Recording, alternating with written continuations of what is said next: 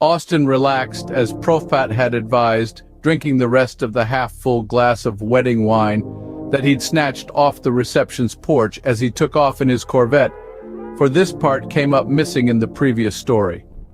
How do things or people come up missing is beyond me, for if they are missing, they should not come up. That glasses are seen as half full is a healthy optimism, although many engineers still wonder why the glass is always twice as large as it needs to be. Same with the near miss of airplanes, might as well be a near hit. Several other tow questers had been previously taken to safety in the ninja bases for the protection of the towee, but their tales remain untold for now.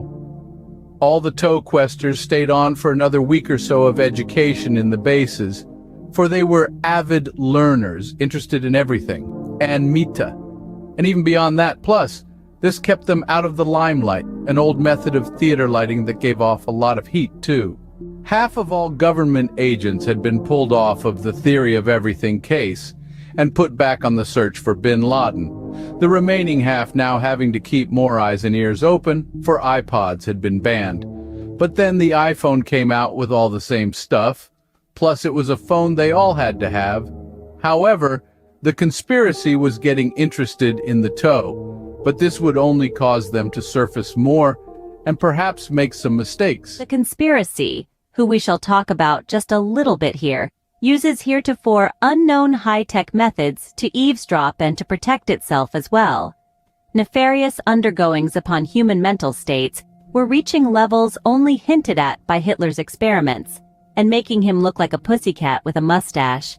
Almost every ninja was on their case, and there was many a success on lone conspirators, but the overall progress of finding their centers was slow. The conspirators were all hooked on smoking big cigars for some reason, and so a car with them in it was spotted by a ninja lookout. A quick phone call led another ninja, clad in a light-bending suit, following them on a stealth 30-speed bicycle. "All clear?" asked a conspirator, looking back. "I see nothing. Electronic analysis indicates that no car's tailing us. I heard from one of our government insiders that the secret of the theory of everything, the tow, has been discovered. Maybe we can use it. Take us to our commander's house. We can never be seen going there without an appointment. We aren't being seen, plus, there is nothing confidential in there. There is the value of command. Go." They entered a high-speed highway, and so other ninjas on invisible bikes were alerted to pick up the chase somewhere along the way. At the commander's house, the swift blaze of ninjas from nowhere encircled the conspirators in a blinding flash of confusion, rendering them all defenseless. However, almost as soon, the conspirators merely thought a deadly thought that triggered their quick demise, taking all their secrets with them. "Report valiant failure," requested the head ninja. "These guy not possible take alive." The reply came back. "No failure, glorious success. Every number add up. 5 less of worry and local commander gone. Search house, but probably this another autonomous cell. Plus, be no use take alive, what here? Want tow. Not what like here, but tow safe." Rascal was allowed to overhear such happenings and asked, "Autonomous? You do no long words? No link to their center?" "Not usual," said the ninja. "Only indirect, but not even weakly. No one know they dead for some time. Give us some degree of freedom for while." "Sure, I know long word. Need some time, but some too long of say." The ninjas often have such lonely, frustrating duty? Happy man not lonely with good at side. Have ninja friends too, many lady ninjas also. How do you pay them all? Work free, only need food and bed. Come to internet emotion class I teach now. I tell people after class why conspirator useless taken alive. Ask for idea.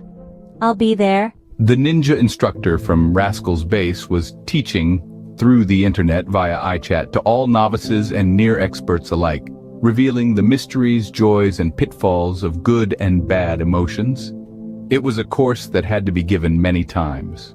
The ninja said, "Good emotion bring out fine flavor of great glory. bad idea with bad emotion, color stains black odor of big fat stink. Good morning, class. I be instructor of molecular events. Isn't this a course on emotion? Asked someone. Yes, but brain emotion be mere chemical happening, you see.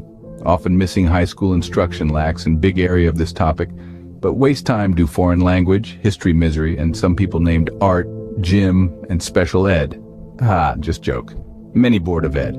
Emotion be like sense of inner feel of what to do or color flavor of moment. Emotion even make more life decision than thought do many time. What causes emotions? Asked everybody. Neurotransmitters like serotonin and dopamine carry chemical message across non-electrical part of neuron call synapse. Too little or too much be bad news. Must eat right, exercise, good sleep, lower stress, work less, or take pill to have many transmitter transmit good vibe. Dopamine used for excitement of see new stuff. Serotonin like traffic director of signals. If low, then crash, burn, yell, revert to primitive impulse. Color thoughts dark, get depressed, obsess, worry by fall for such random spurious atomic transmitter event like dumb fish take hook with no nothing else. But this fish person think they 1000% right and cannot be talked to. Now, who wise enough to ignore own thought? We teach. Not easy but must do, need training, hear saying such. We fall for our feelings, hook, line, and sinker, conditioned responses, reflexes, or overwhelming emotions, spurious or anciently planted by evolution. So, commented anyone, bad emotions are just molecular events chemically gone astray, or relics that have been stuck with us since ancient times. How unmeaningful is that? No wonder some people are full of angry nonsense. Yes, be random event or old-time thing.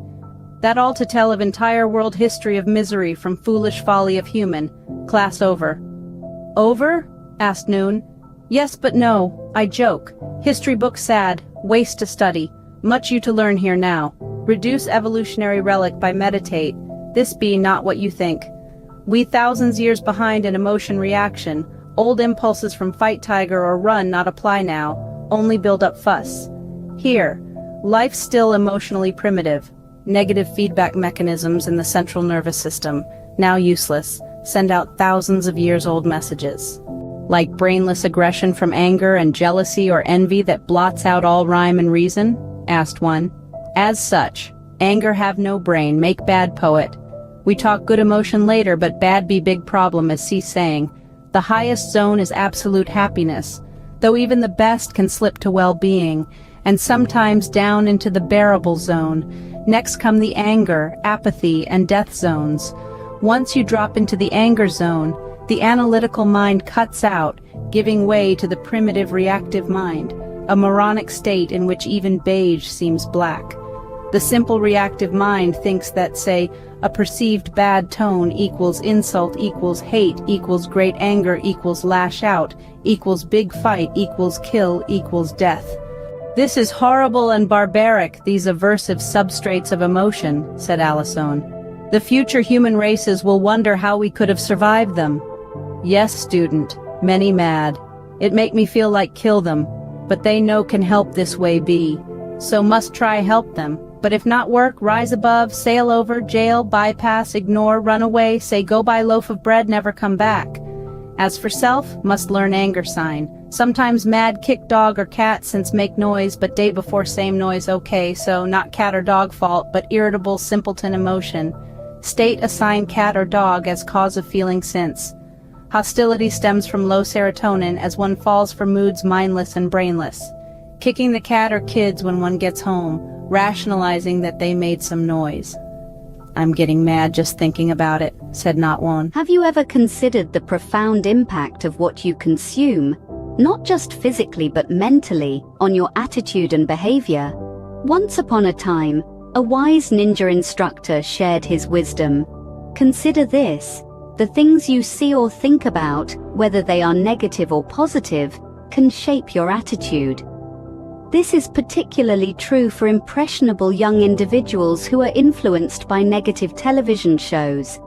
Be cautious of what you learn, as mirror neurons in the brain mimic what they see. Simply by observing something, whether good or bad, you learn how to do it, much like a monkey seeing another monkey digging for potatoes. Although this is a positive example, The principle applies to all learning. It's like the saying, you never forget how to ride a bike. Learning endures. Negative emotions can leave a stain on the brain. They are deaf to logic, change as slowly as molasses, and can block your senses like a rock. In response, a listener said, "I understand your point, and I might even become what I see." The ninja instructor replied, "Indeed, but there's an excess of negative emotion around us. I don't want you to be upset by hearing all the bad news, so let's switch to positive emotions. Remember the thrill of walking on a log or swinging a rope over a creek? The elation of your first kiss that had you floating for a week? The joy of building a house from popsicle sticks? Running, jumping, playing, having friends? These are all good things. There is life after birth. But life stress weighs us down as if we lived on Jupiter," commented another listener, harried one. The ninja instructor nodded. Stress is the difference between what you expect to happen and what actually happens. When you put your needs ahead of others, it often results in needless anger at what life really is, even though it may seem surprising. "But there's always something going wrong," replied another listener, blame one. The instructor offered a solution. "So, happiness is a delicate bubble today that lifts you to the gates of heaven, but a single raven's caw in the night steals your smile and shatters it? Yes, kind of like that. Then try this stress relief exercise. Breathe in all that's good, breathe out all that's bad. Let peace flow into you, warm, wet, and glad. Feel it spread throughout your body, then say, 'This is the best life that I've ever had.'" "But I need things, stuff," a listener objected. The instructor concluded, "Putting the needs of others ahead of your own produces a byproduct of happiness and reduces stress, for you no longer have unrealistic expectations." In conclusion, the key points from this narrative are: what you consume mentally can shape your attitude and behavior. Negative emotions can leave lasting impressions on the brain. The difference between expectations and reality can cause stress. And putting the needs of others before your own can lead to happiness and reduced stress. Remember to breathe in all that's good and breathe out all that's bad. And always remind yourself, this is the best life that I've ever had. What if the key to happiness and self-improvement doesn't lie in the pursuit of material possessions, but rather in the service of others and the cultivation of a higher consciousness? In a conversation between a listener and a ninja instructor, the listener expressed a common sentiment: "I want to get places, get ahead, be happy." In response, the ninja instructor offered a profound insight. Putting the needs of others ahead of your own can produce happiness and reduce stress, as it eliminates unrealistic expectations. The listener argued, "But I need things, stuff." To this, the instructor introduced the concept of the 3 lower consciousnesses: the obsession with securing objects, chasing sensations, and power control. He explained that these pursuits will never be enough and can lead to negative emotions such as irritability, anger, fear, jealousy, and anxiety. The instructor encouraged the listener to practice unconditional love and acceptance. By putting ourselves in the place of others, especially when hurtful things are done to us, we can expand our consciousness, compassion, and love. In discussing daily annoyances like bad drivers, the instructor emphasized the importance of viewing the bigger picture. Perhaps the driver is old, learning, lost, or upset. This perspective can help alleviate anger and frustration. The listener admitted, "I never thought of that. I just yelled at them." The instructor stressed the importance of thinking with good emotions and questioning the validity of negative reactions. He asked, "You say you want to kill the driver who cut you off in traffic? Is this still your true wish?" The listener admitted, "No, not anymore." This dialogue teaches us several important lessons. Firstly, happiness and self-improvement are not about material possessions, but about serving others, and cultivating higher consciousness. Secondly, negative emotions often stem from the three lower consciousnesses, which can be mitigated through unconditional love and acceptance. Finally, adopting a broader perspective can help alleviate daily annoyances and reduce stress. Remember to question your initial emotional responses and consider the bigger picture. This shift in perspective could be the key to unlocking a happier, less stressful life. It's all about expanding your consciousness, showing compassion, and embracing love. Yes, said the ninja instructor, but all feeling sad, happy in between crisscross human life cloth. Reflection of life sensation is rainbow coloring scene or ugly stainbow of oil on road. Learn watch self from afar, be spectator of self, this higher self. Watch parade go by, not engage, view from curb, sit down, drink wine of happy life. I'll try, instructor. Maybe half a glass for some is really filled to the brim of optimism. My glass has always been empty even when it was only half empty. Yes, but think thorn have roses, not roses have thorn. I tell you story of rose blossom as realization for me one time when beauty itself bloomed from well of truth. Here go. I know life have potential anguish, but we must live fully and so be alive enough to feel beauty, but then exposed to opposite twin. Yes, know that beauty other side be melancholy, but for me long ago sadness come brood over every morrow, so I not know what do and go visit deep well of sorrow. But surprise, I see beauty enshrined there, inseparate from sadness. She say, it's from me that sadness you borrow. Okay, teacher, it seems that there can be no light without the darkness. Wow, I'm gaining wisdom fast. What about using drugs for happiness? Wisdom fade fast. Take time, sink in. Problems not complex, think. Simply misery, death follow, drink. Evil, cruelty, same reflected. Drug lead life out of sync. One become living dead. Heroin, crack and such lodge in pleasure receptor made for brain natural opiate endorphin of happiness, but drug not fit right, so clog, destroy receptor, then need more drug for same high, then all receptor useless, then dead life forever. Okay, forget it. What is the object and purpose of life? Life object be mental happiness, thought all we have, true paradise be state of mind. Help have something like to do and one to do with. Sounds good. What does the neurotransmitter dopamine do? Asked someone of the ninja instructor. Dopamine light up interest on new things, so focus attention on novel situation, even boring one. But not boring first time, like something so simple as change some building parking lot. We chalk up interest to thing being new, not realizing forced. This much normal except when need too much newness, thrill every day, or take too much risk to feel good, like race car driver, wild acting persons, and like, I get it. Let's talk about some really good emotions like love. Okay, I was to do. Love greatest emotion right after adventure. Love ultimate reason of live. To forget, necessary to forgive.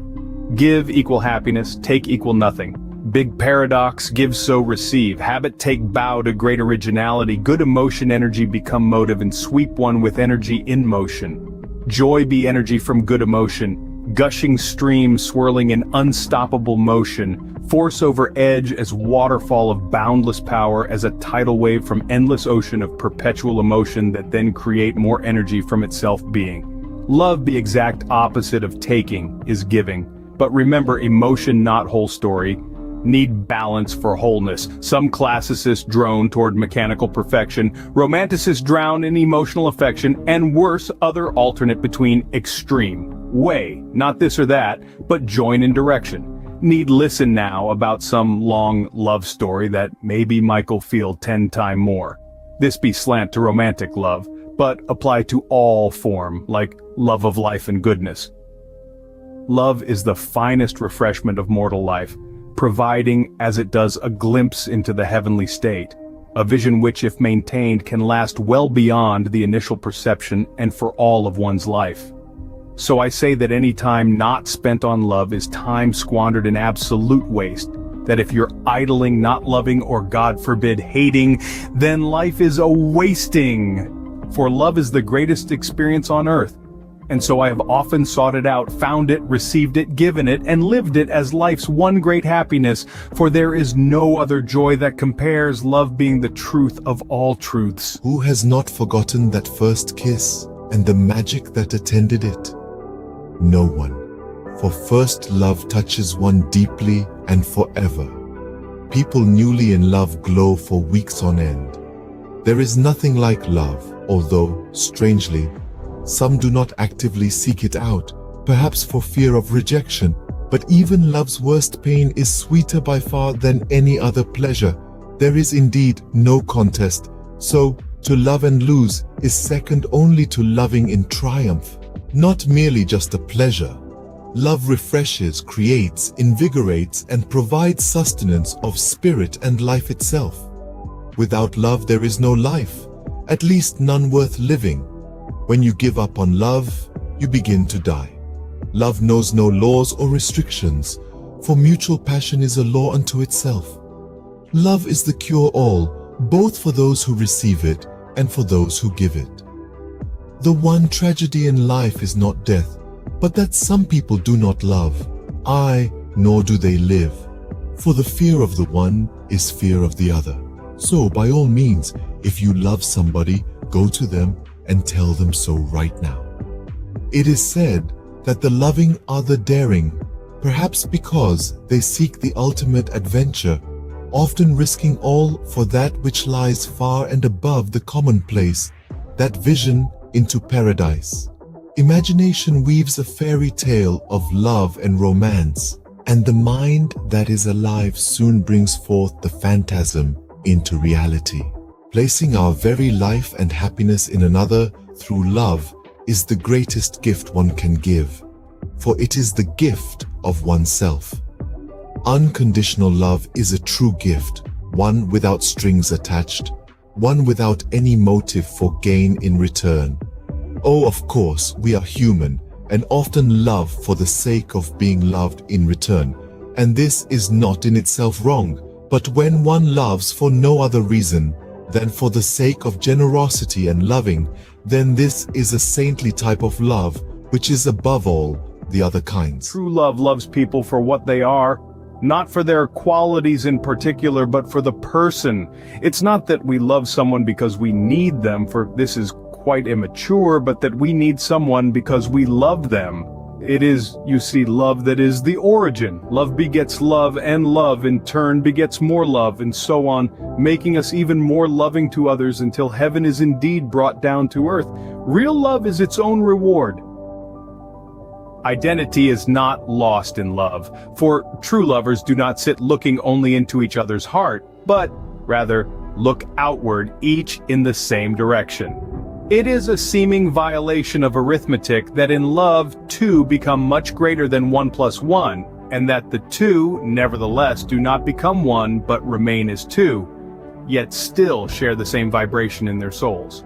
It also seems to be a paradox that love, when divided, is not at all diminished, but that each individual love multiplies to exceed the lot. One can never run out of love. It is a miser indeed who withholds love from a capacity that is boundless. Hoard not that which can be given. Give love, and even more love comes back full circle to you. What a joy is it to experience life's wonders with someone you love. Oh, walks and plays and dinners are great enough pleasures when taken alone, but note how much better they are when you have someone to share them with. Another bonus of love is that, with it behind your actions, you may soon find yourself doing the impossible, as love's inspiration carries you along through any kind of difficulty. For me, it was an inspiration to write. Love and a kind heart are much alike, and one is equivalent to the other, love being a triumvirate of truth, beauty, and goodness blended into one great purity. We do not merely love, we are love. We do not create, we are creation itself. We don't just live life, we are life. In the hushed whispers of the night, a conversation about love and danger unfolds. The ninja instructor, with wisdom in his voice, enlightens his student.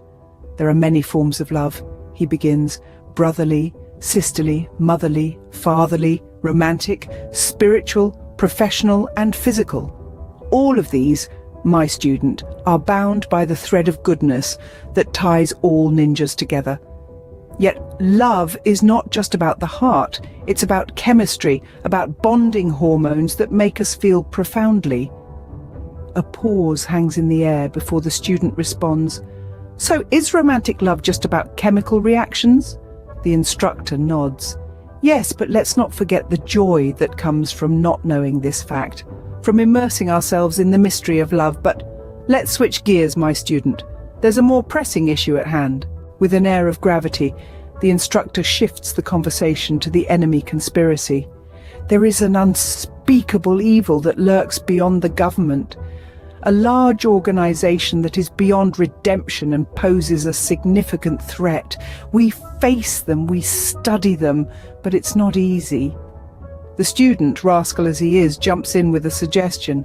What if we follow them to their centers? The instructor shakes his head. They have great surveillance detectors. A direct approach isn't feasible. Can we infiltrate them then? The student persists. No, they scan for goodness. They would take you down in an instant. What about capturing one of them?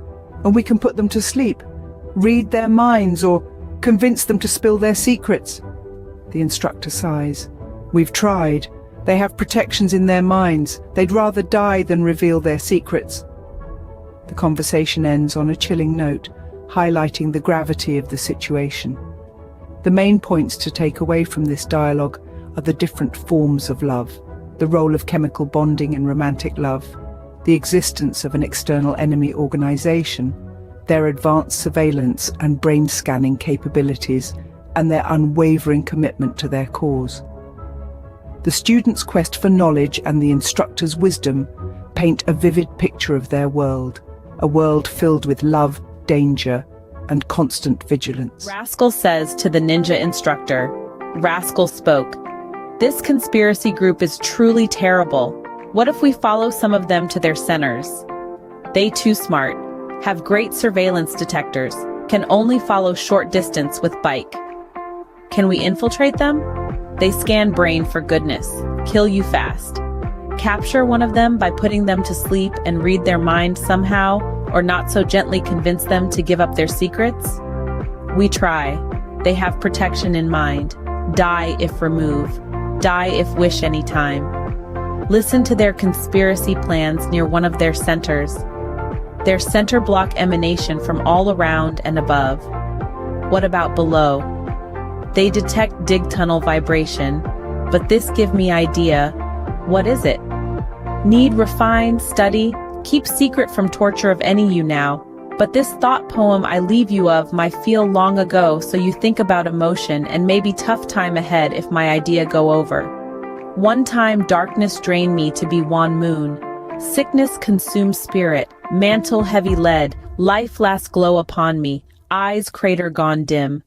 Death's ebon form seek me, cover me with cloak, come with me, he say, as cool burning brow of dark moon me, I offer you quiet peace. Sudden strength come to me, waning crescent wisp.